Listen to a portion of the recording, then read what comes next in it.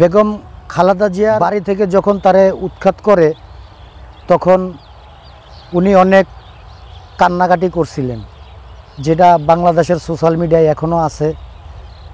কিন্তু আমি একটা জিনিস বুঝি না, যে মানুষ প্রতিহিংসার রাজনীতি করে ঠিক আছে, কিন্তু এত প্রতিহিংসার রাজনীতি করছে যেটা কল্পনার বাইরে।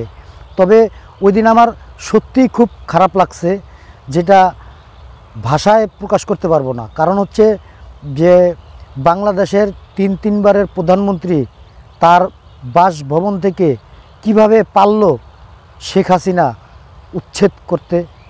একটা মানুষের মায়া বাসনা বলতে একটা জিনিস থাকে, কিন্তু শেখ হাসিনার ভিতরে কোনো মায়া নাই। উনি আসলে শিমর, পাষাণ। কারণ উনি যদি পাষাণই না হইব, তাইলে একজন প্রধানমন্ত্রী, বয়স্ক একজন মহিলা বেগম খালেদা জিয়া, তারে কিভাবে বাড়ি থেকে বের করে দেয়। আর ওই দিন উনি বলেছিলেন যে আল্লাহ করবে, ওদের বিচার আল্লাহ করবে। আসলে ঠিকই আল্লাহই ওনার বিচার করছে। আর তিনবারের প্রধানমন্ত্রী উনি বিরোধী দলের নেত্রী ছিল, আর এই বিরোধী দলের নেত্রী ছিল বিদায়ী উনি ক্যান্টনমেন্ট থেকে বিনা অপরাধে বেগম খালেদা জিয়াকে বের করে দিয়েছে। তবে আমি একটা কথা বলবো, যে সেটা হচ্ছে যে বেগম খালেদা জিয়া উনি অনেক ধৈর্যশীল মানুষ। কারণ ওনার এই 17 বছরে উনি যে নির্যাতন হয়েছে, উনি রাজনীতি ছাড়েন নাই। উনি হচ্ছে আপসীন নেত্রী।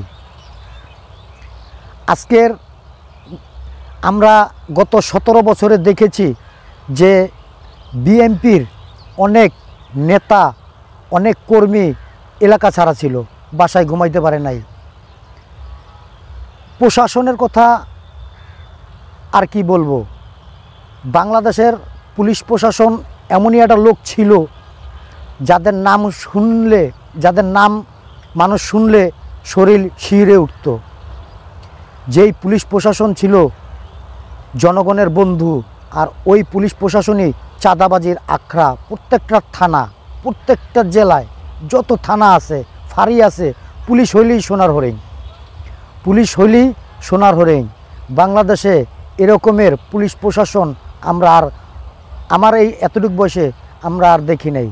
কিন্তু যেদিন খালেদা জিয়ার বাড়ি থেকে বের করে দিয়েছে, আমরা টিভি চ্যানেলগুলোতে দেখলাম, তো বলার কিছুই ছিল না। কারণ শেখ হাসিনার বিরুদ্ধে যদি কেউ কোনো কথা বলতো, তাহলে সেই গুম হয়ে যেত, নয়তো প্রশাসনের হয়রানির শিকার হতো।